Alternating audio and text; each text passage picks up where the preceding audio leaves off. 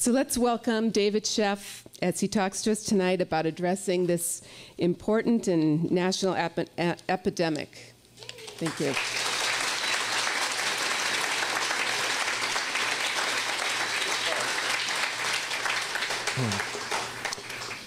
Well, thank you so much for inviting me here and for being here. I have just the last, I guess, 2.5 weeks, I've been in 12, 13 cities.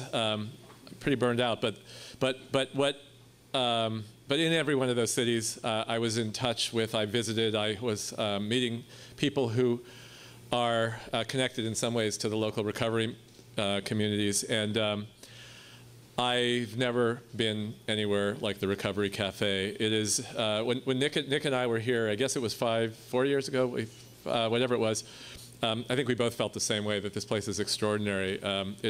You feel it the second you walk in the door. It is, it's magic, and the word Mary Ellen just used was healing is what you feel when you're here. Anyway, I'm grateful to be here. I'm grateful to the people who are part of this community and to the people who support this community.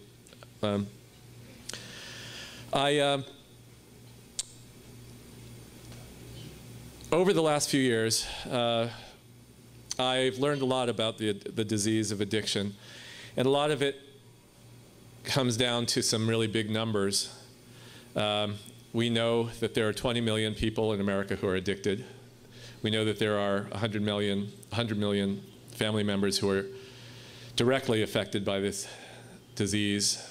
We know that the addiction costs the country, billions, $400 billion a year in healthcare costs and criminal justice costs and lost productivity. And we know the really sort of the overwhelmingly sad and horrible statistics that we're losing 350 people a day to this disease. But the numbers really don't tell the story at all. What tells the story are the people who this disease afflicts, the addicts, people who become addicted, and their families. I'm going to read just a few pages from my book, and then I'll talk about some of our experience and what led me to write this book. Over the past decade, I felt the anguish and seen it in the hundreds of people I've met who are in agony because of their own or a loved one's addiction. I can often tell before they say a word. Their faces show me the hell they've endured. Some can barely get out the syllable before they break down in tears. As best they can, they tell their stories. I've also heard from them in thousands of emails and in the mail, and more write every day. In a typical week, a mother described her son as the latest sacrificial lamb. Drunk and stoned, he was killed in a head-on collision. Another mother wrote, "We knew Kevin smoked a little marijuana, but that was the extent of it as far as we knew. The coroner said there was marijuana, cocaine, and heroin in his system. He went from the most loving child to someone I didn't recognize, and then I lost him." A father wrote, "My 19-year-old daughter, she died last month. I loved her with every ounce of me. The world lost an angel. My life is shattered." Not all the letters are from parents whose children have not survived. A man described the vigil that many parents know too well. "It's only a matter of time," he writes. "I can barely breathe. Every time the phone rings, my heart stops. This is it, I know. This is the call. He's dead." There are hundreds of letters, thousands, more come every single day. It is heartbreaking. There's no other way to describe it. If, over these years, I heard these stories and met these people who were so devastated by this disease, the people who were addicted themselves, their families, the people who love them, the people who were suffering, then I would be standing here and I guess I would be saying that this is so sad, this is so tragic, and I would feel heartbroken. But instead, because of what I've learned, I also feel rage. I feel rage because this is a disease that is preventable, but we're not preventing it. And it's a disease that's treatable, but we're not treating it. When I look back on the experience that I had when my son became addicted, and the 10 years that our family just suffered and suffered and suffered trying, and I did, my wife, his mom, everybody did what we could to try to save my son's life. I could not have imagined that I ever would say what I say now, which is, that we're the lucky ones, because so many other parents had to bury their children. And I think over and over again, I think, why? I think, why? I think, what did we do? Did I do something better? Was I smarter than other parents? And the answer is no. I did absolutely nothing that other parents would not do to save their child. But we were lucky. We were just lucky. We were lucky that Nick is now, he's just doing so great. And he was here, he was able to come here and share his story at the Recovery Cafe. And I was just talking about the fact that he just got married. We were lucky. I'm lucky to have my son. But this should not be about luck, and it doesn't have to be. I was where I think so many of us are, so many of us were probably before we came into this room, at some point in our lives anyway. Nick has said this many times. He said that he grew up with this plan in his head, that sort of plan that our children have and that we have for our children, which is this sort of this life that, we can't imagine the details. But there is a sense of what we want for our kids. And when my son was born, I was like so many parents, many, many, many parents, of course. I just wanted my son to grow up healthy and maybe to find something that he enjoyed doing in the world, and maybe to find someone with whom he could share his life. And one thing it never even crossed my mind was that my son could become addicted, because I had, I think, what was and what is still, unfortunately, the stereotype, the image that people had of what it means to be a drug addict. And we imagine what they look like, what a drug addict they look like, somebody in the movies, somebody who is, it didn't look like my child, not my son. It was inconceivable that this child, my beautiful boy, when he was little, he was growing up, he was this light, he was this shining star. It was actually because of him that I stopped using any drugs whatsoever, because Nick would wake up in the morning with this light, and he was like this little kid, and he'd get out of bed, and it was like the day is beginning, and here we go, and what are we going to do? And I didn't want to feel, wasted for being up all night or to miss any of that. And so that's when I stopped using. And he grew up and was fine as far as I knew. And he was on the outside. He seemed to be doing great. As he got older, he was all the things that parents always say. Oh, my son is great. He's a really good student. He was an athlete. He was a volunteer, and he was on the student newspaper, and he did all these things. From the outside, it seemed like he was doing great. But what I now know is that on the inside, he wasn't doing great, and he was suffering, and he was struggling. And he says now, he talks about this feeling of anxiety that always was contained inside him. And so when, as a freshman in high school, or actually a little bit earlier than that, the first time he smoked a joint, he said, it was a revelation. It was a revelation. He said, all of a sudden, it wasn't so much about being high. It was about feeling an absence of this anguish and this depression that he'd been holding inside his body. And so it's no surprise that from there, he smoked pot, and then he started to drink, and then that stopped sort of doing it for him, he says, and it didn't give him that same feeling of relief. And so then he went on, and he said he consciously went on to find other drugs, and he did psychedelics and ecstasy, and on and on and on. And then he said that that when he was, I guess he would have been almost a senior in high school by then, he said he went to a party and someone asked him if he wanted some speed, and it would have taken anything at that point, but he didn't know what it was, and he took it, and he said that if there was any question about the course he was on, at that point, it disappeared at that moment, because he said that was crystal methamphetamine, and he said that was the drug that he has said, you know, if only I had been breastfed on that, my life would have been okay, would have been great. It gave him all the things that he longed for.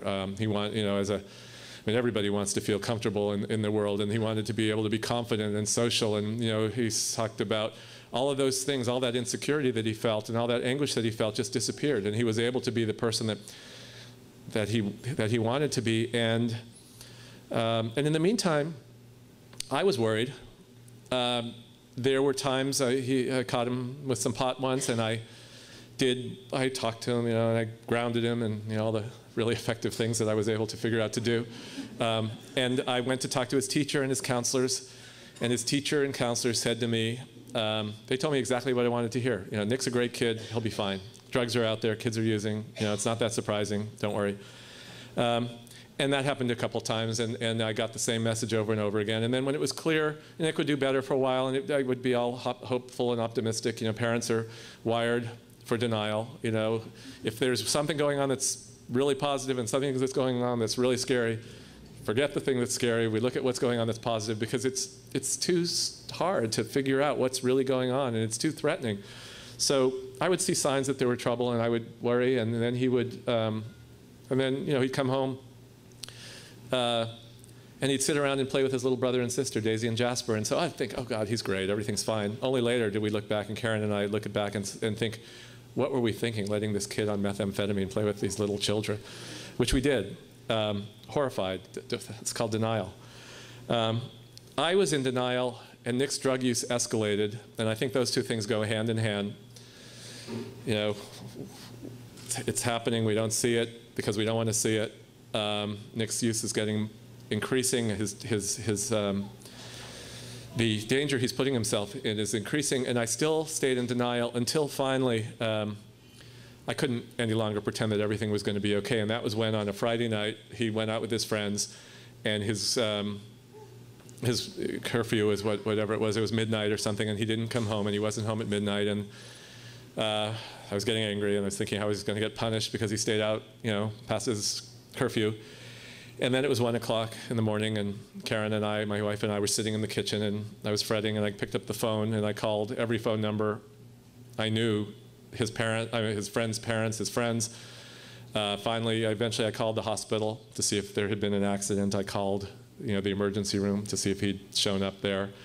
And there was no sign of him. And then it was 3 o'clock in the morning, and then it was 4 o'clock in the morning. And any parent who's been through it knows the anguish. Where was Nick? I didn't know, and I didn't know when it was 5 o'clock in the morning, and then it was 6 or 7 o'clock in the morning, and all of a sudden, you know, the Jasper and Daisy, the little kids who were only at that time, I don't even remember exactly, 3 and 5 or something like that, maybe a little older, I don't know, but anyway, they came padding into the kitchen, and they've got, you know, that same bright-eyed, you know, sort of welcome the day that Nick had at that time too. They walked in the kitchen, and they're looking at their mom and dad, and they're thinking, yeah, something's wrong. What is it? And Jasper, you know, said, you know, where's Nick? And you know, the honest answer was that we didn't know. And that anguish, terror went on for another day, and then another day, and then another day. We had no idea. I made those phone calls over and over and over again, these desperate phone calls. One time I called the local sheriff, and he'd heard from me so often that he said, well, Mr. Sheff, have you tried the morgue? And I did. I called the morgue, and you know, thankfully no one had seen him, or at least thankfully that he hadn't ended up there. Finally, Nick did call, and it was, he sounded terrible, but I didn't care. I just wanted to hear his voice and know that he was alive. And I went to get him. He told me where he was. And he looked like, as close to a person can look, I think, without being dead. I mean, he looked terrible. He was emaciated, and he was trembling, and he had this just gaunt look in his face, and he could speak, and he couldn't move, and I sort of helped him get up, and he was so brittle it felt like he could, you know, break in half. and I put him in the car, and he passed out in the back, and I drove him home. And I got him into the house and put him in bed. And then, because I knew that we were in trouble, that if I didn't figure something out, my son was going to die, I got on the phone. And that's when I got my introduction to what we call an addiction treatment system in this country. I had no idea what to do, first of all.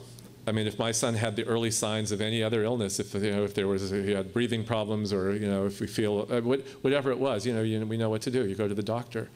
But here, I called the counselors at school, and I called parents, and I called his pediatrician, and everybody told me things that I didn't understand anything of what they were saying. Somebody told me that I had to kick him out onto the street, and said that's the only thing that's going to help him. He has to hit bottom, and then he'll decide to go into recovery, and it's the only thing that'll work. Someone else told me that I had to send him to a boot camp, some tough military discipline. That'll straighten him out. Someone even told me that I had to send him to this program in Czechoslovakia where they sort of hypnotize people, and they use all these herbs. And I'm a dad. I didn't know. I mean, I had no idea what to do. So finally, I was so desperate, I knew I had to do something, and I chose a place. Somebody told me had helped their kid, and I got him. I called them up, and they took our insurance would help pay for it, and they had a bed. And so I went and packed Nick up, and sort of woke him up gently and helping him get up. And he looked at me and like, "What is going on?" And I said, "Well, I found place to take you somewhere where people can help you." And he looked at me like I was out of my mind. I said, "What?" I said, "Nick, you almost died. Let's go." And he said, I was stupid. I'll never do that again." And by then I was scared enough that I wasn't accepting that. And I said, "No, Nick, I've got your stuff packed. Get in the car." And he looked at me, grabbed some of his stuff, and just left again. And he disappeared again. Finally, he called. He was in terrible shape again. I went and I got him. This time I did get him into treatment. I brought him to this program that was a 28-day program. And I went back. I left him there. It was terrifying. I got in the car, and I just sat and wept. But I thought, first of all, I was relieved to know that I knew where he was. And second of all, I had this sense that as hard as that was, this is a 28-day program. I'll pick him up in 28 days, and he'll be fine, and this will be over, and we can go back to our lives. Well, that's not what happened, of course. I picked him up, and 3 days later, he left, and he relapsed again. And that path continued over and over and over again over the next almost 10 years. Nick would do well in treatment. He would be committed to staying sober. He would become inspired about recovery, and he would come home, and he would do great for a while, and I would be so optimistic and so hopeful. But then there were things that sometimes very subtly changed, and I'd be looking over his shoulder and saying, did he really go to the meeting that he said he was just going to? I was just picking up. Parents are pretty. Our intuition can tell us a lot. We learn to ignore it sometimes, but if we pay attention, sometimes it would just be more dramatic, and he would once again disappear. And over those years, not only was I continuing to make those phone calls in the middle of the night, but I also was getting phone calls in the middle of the night, the kind of call that when the phone rings for a parent who doesn't know where his child is, our heart stops beating at 3 o'clock in the morning. Brace yourself, pick up the phone, and one time it was a doctor in an emergency room telling me, we have your son. We're not sure if he's going to make it for the next 2 hours. You'd better get down here. And another time, in an emergency room, a doctor said that he was going to have to amputate Nick's arm because it had become infected from shooting up. So 10 years of hell. Earlier, I was talking a little bit about this this, what sounds like a cliche at this point, that addiction is a family disease. Our family was traumatized for 10 years trying to figure out what was happening to Nick, my son, Daisy and Jasper's big brother. We were all so confused. We were so worried. We were all so threatened because Nick, he broke into our home. He stole stuff, credit cards, checks, money. I ended up once calling a locksmith to the house and having the locks changed. And the locksmith said something like, you know, are you having trouble with burglaries or something, or is there a reason you're doing this? And I could barely get the words out when I had to tell him, well, it's my son. I was changing the locks to keep my own son out of our house. In treatment, out of treatment, relapse, kept getting worse and worse and worse. But finally, after so many of these treatment programs, Nick finally was doing better, and he was doing better for a significant amount of time. And I, as a journalist, realized that something had happened to our family that I was completely blindsided by, and I didn't want other people to be as stupid as I was. And I thought, you need to know that this can happen to you. No family is immune. It can happen to anybody, no matter whatever you think will protect you, you know, your whatever it is, your education, your neighborhood, your strong family, your whatever it is. This can happen to anybody. And so I wrote a story that told about what we'd been through, and it was in the New York Times, and then that led to the book Beautiful Boy, which is really, you know, basically the story of those 10 years. And at that point, I planned to finish the book and go back to the work that I'd been doing beforehand, you know, which is writing about, you know, whatever, politics and art and architecture. But Beautiful Boy came out, and when it came out, Nick and I traveled around the country, and that's when we first came to the Recovery Cafe. And when this happened to our family, I think it's pretty common, we kept it as quiet as we could because we didn't want to be judged. I didn't want people to think badly of me. What kind of parent must you be if your son is an addict? And I didn't want people to think badly of Nick. And so we were suffering so much of this time alone. I finally found people like me that I could relate to, that understood what I was going through when I would go to Al-Anon meetings or groups of parents whose kids were using. But I had no idea until this book came out that so many of us are suffering because of addiction. And as I traveled to places, I met people over and over and over again, and I met them, and the pain was just overwhelming. And this question, as I said earlier, it just kept coming. Why? What's wrong? What is going on here? Is this? And so, instead of going back and writing, you know, about architecture or something like that, I realized I couldn't do that. I had to try to answer this question about why and what. And so the last 5 or so years since then, I've spent in rehabs, in doctors' offices, in psychiatrists' offices, in sitting in 12-step meetings, in jail, talking to people who are addicted, talking to family members, talking to clinicians, talking to everybody I could, talking to politicians, trying to figure out what's going on. And the first thing I found out was just reinforcing what I already knew and what I've talked about already, which is that this is a disease that is devastating so many of us, so many of our families, and our country. And that was really overwhelming and really, really, really sad, of course. It was horror. That this was the biggest problem in America that I ever was able to define because of the way it impacted not only the health of the people that are involved, but also the families and also these communities and these neighborhoods that were destroyed because of drug problems in those neighborhoods. And you know, the prison. I mean, we have more prisoners in America than anywhere else in the world. You know, we think we're so progressive and sophisticated or whatever, but we have more prisoners than Russia or China.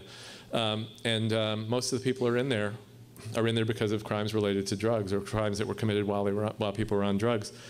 My sister-in-law works in an emergency room in San Francisco, and she said that you that we have a healthcare crisis in America. She said that about 80%, meaning 8 out of 10 of the people that walk into the door of that emergency room are there because of something related to drugs and alcohol.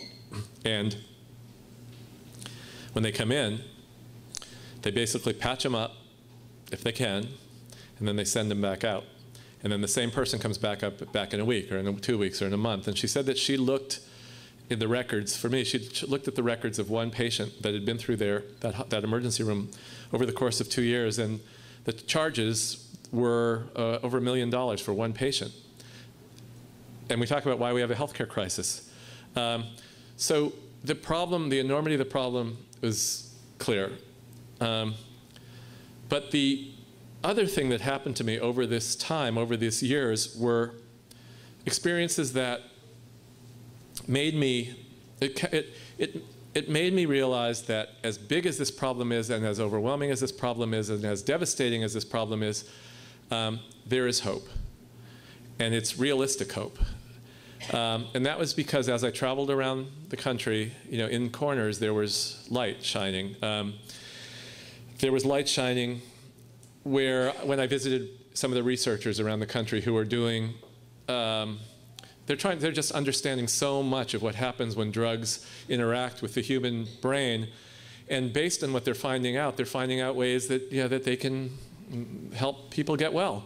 And there was light when I would go into, I would go to 12-step meetings and rehabs and visit and sit in groups with the people, and I would find and meet people who, in spite of the disastrous system that is out there and is so hard for people to access, yet there were people who were celebrating their 1 day, week, month, 6 months, year, 2 years, 5 years, 10 years, 20 years, 30 years of sobriety.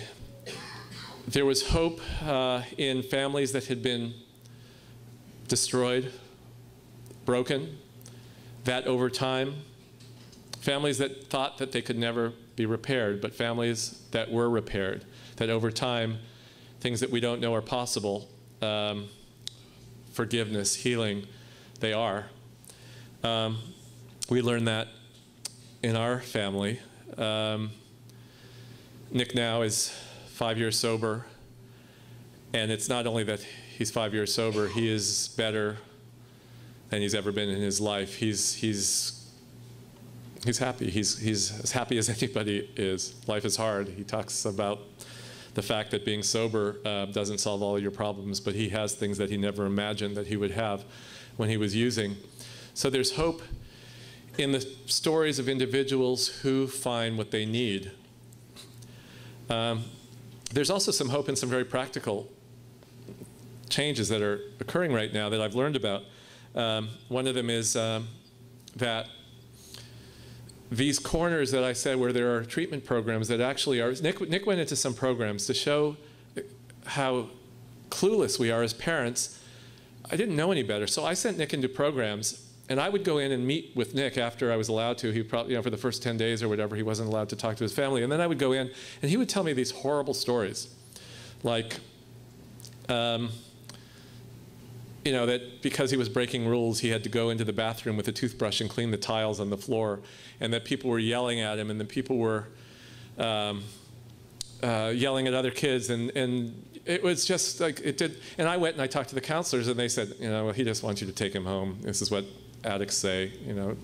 He's lying. Don't believe him. Well, later I learned from being present when things happened like this that he wasn't lying.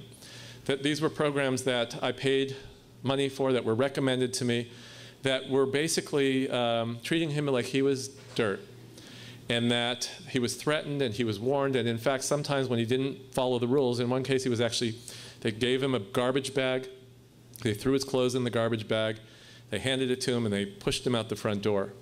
It's a miracle that he didn't die that night.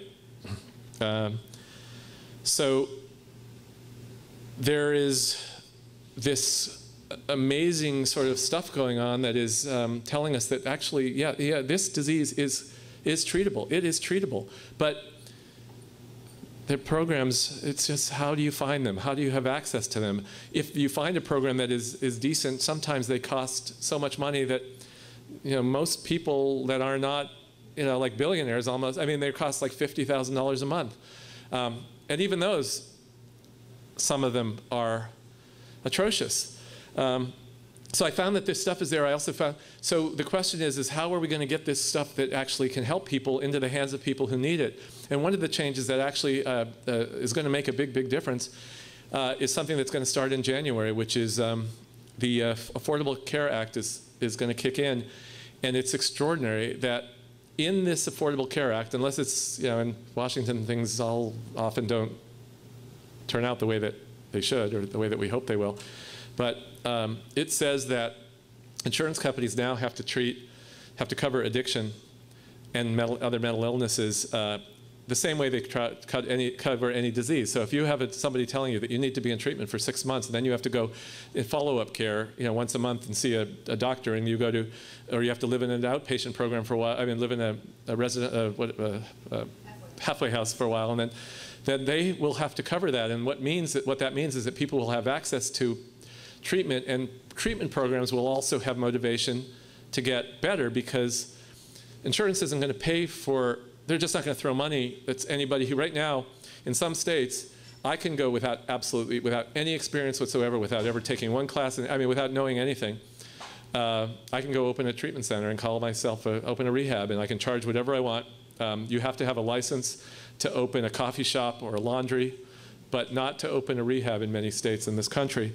That's going to change because the insurance companies are going to want some accountability. Hopefully it'll change. And so the places that aren't doing stuff that actually is helping, that aren't helping people, they'll go away, I think, and places will learn what to do that actually is really going to help people get well.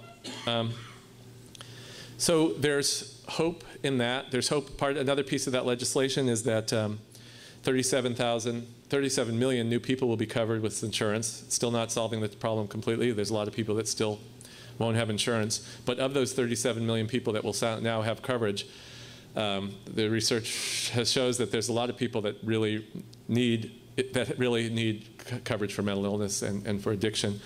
And now also insurance policies, parents who have their kids insured, they can stay on their insurance policies until they're 26 years old. And that's huge because this disease almost always develops when people are teenagers or young 20s. And so the idea that we can actually get kids help before their addiction blossoms, before it takes over their lives and causes all sorts of anyway, so there's hope in that. But the other thing is, and the most hope is actually in something very different. The most hope that I feel and that I found around the country is something different. And it's what we see here in this room.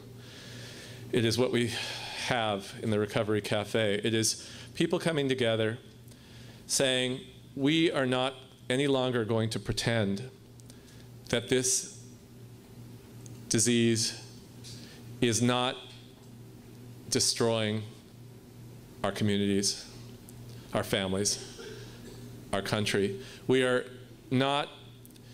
There's this. There was when I lived in San Francisco, and when the AIDS crisis hit in 1980, in the 1980s, it just wiped. Many of my friends died. It was horrific, and finally. And at the time, there was this shame around AIDS, and there was this judgment, and there was very little research, and it was all this sort of mixture of things that made it almost impossible to imagine for somebody who got AIDS in those days to imagine that they would survive. And one of the big things that happened was that a movement formed, and the movement. One of the slogans of the movement was "Silence equals death." Well, silence equals death with addiction too. So we now are starting to understand that we can no longer be silent. We have to hold the people that we are electing accountable for the fact that people who are suffering from this disease are not getting the treatment they need, they're not getting supported. There are not prevention programs that are stopping kids from getting addicted. The programs that we're using are failing. So there is now this is going to change, and it's happening, and I see it here in this room, and I've seen it in other places I've been. People are getting together. I just came from St. Louis, and unfortunately, oftentimes these groups start with people who've suffered the worst tragedies. There's a group of moms, all three of them, these three women have lost their kids recently within the last 6 months. All of them from the same drugs, from heroin and mixed with prescription pills. All of them in situations where these kids were using drugs with friends, and they overdosed and passed out, and their friends didn't do anything because their friends were afraid that if they called 911, they'd be arrested, which they probably would have been. And so these young children died. So these three moms have started a group they're organizing a march, they're organizing letter writing campaigns, they're interviewing potential political candidates in their community to see who gets this, who's willing to talk about it. So we can change this spiral of addiction that is destroying so many families, so many of our loved ones, and change it into a spiral of recovery. And it will happen, but it'll only happen when all of us decide it will happen, and we will say, no more hiding in the shadows, no more hiding in the darkness. Together, we can change the course of this disease. Well, thank you. I want to, I know we don't have a lot of time, but I'd love to see if anybody has any questions or anything. But again, thank you so much for having me be here. It's a real privilege, as I said. Yeah.